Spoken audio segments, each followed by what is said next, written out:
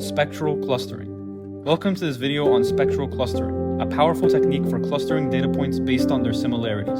Spectral clustering is widely known in a variety of fields, including computer science, machine learning, and social network analysis. Spectral clustering is a way to group things that are similar to each other. It can be used for many things, like dividing customer into groups for marketing research, pattern recognition, or finding communities in social networks. To do this, spectral clustering first looks at how similar each thing is to all the other things. Then it uses a concept in linear algebra called eigenvectors and eigenvalues to simplify this information and make it easier to work with. Once simplified, spectral clustering can group the similar things together.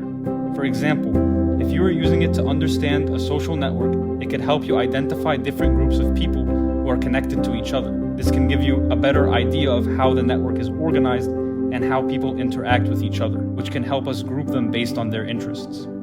Spectral clustering relies on computing eigenvectors and eigenvalues of a matrix which is known as the graph Laplacian, which has specific properties that allow us to use it for computing clusters.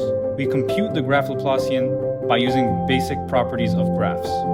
These eigenvectors and eigenvalues have special properties in this setting that allow us to partition our graph in such a way that puts data points that are the most similar together. We will be going through two demos using a machine learning model. First, we will be performing clustering on Zachary Karate Club dataset, which describes the connections of members in a karate club after it had split into two. We are aiming to find the two main communities in the dataset. As you can see here, this is the divided community. It is very hard to tell the two clusters apart. However, using spectral clustering, we were able to generate two different communities. Next, we will be performing spectral clustering on concentric circles in 2D space, as shown here.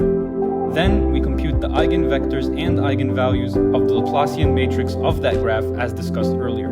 We then use eigenvectors and eigenvalues to find the three different clusters of the three concentric circles, as seen here.